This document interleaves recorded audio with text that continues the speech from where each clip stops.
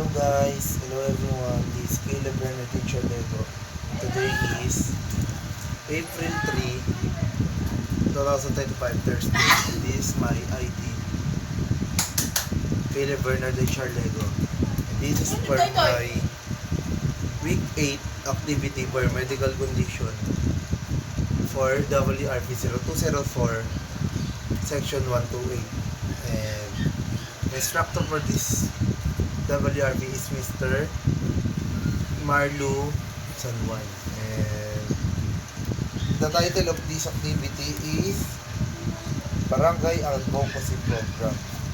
And instructions: think of the current project that are already existing in your community. Identify areas where you think that needs to be improved in your barangay.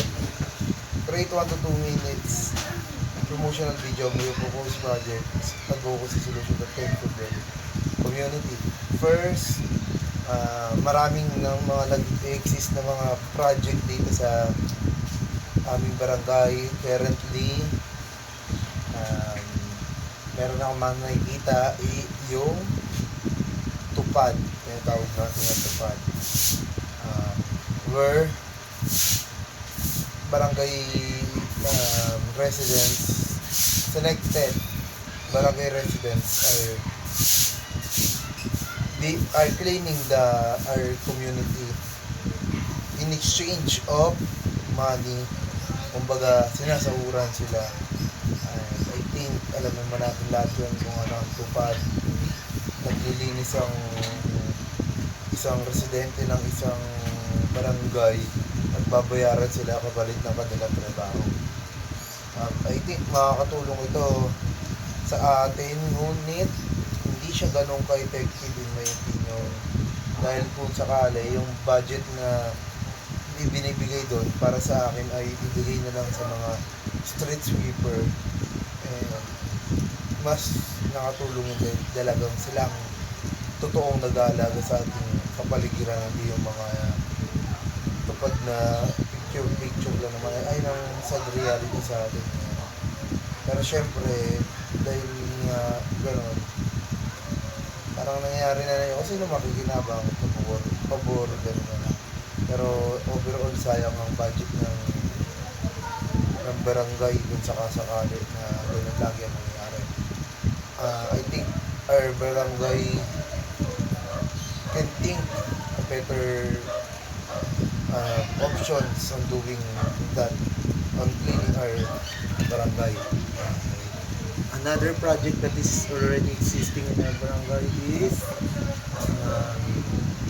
the cleaning of canals or estero in our barangay. After 6 months, I think 3 months, kadalasan ganun, nililinis yung mga kanal sa amin. I think it can be beneficial to all of us. And ayun, sa proyekto na napaka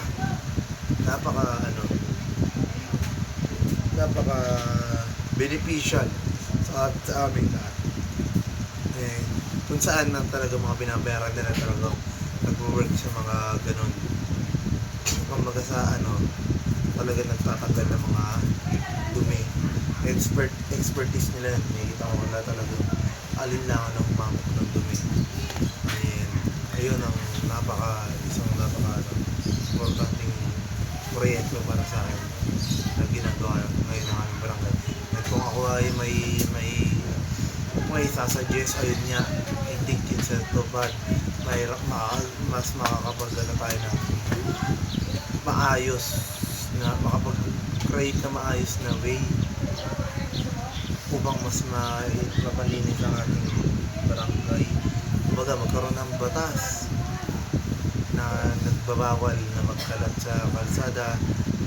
It can be, hindi naman dapat na sobrang stricto, pero pag magkaroon ng seminar sa barangay na kasama ang mga residente nito, na sana pangalagaan natin ang ating barangay dahil tayo din naman ang magbe-benefit nito.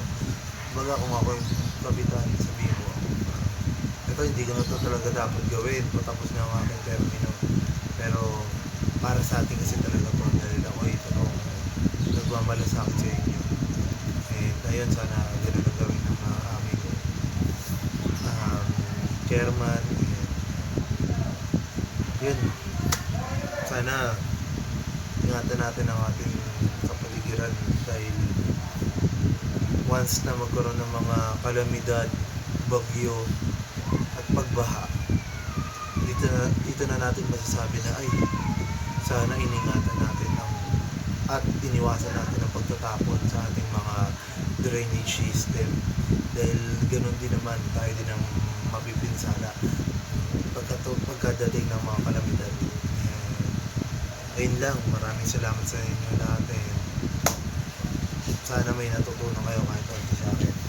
I am Kyle Bernard H. Valego na galing sa WRP 0204 section 128 and this is my week 8 what you call this? Week 8? Yes, week 8 activity for medical condition due date on April 3, 2025 11:59 p.m. Bye bye guys. Bye bye sir.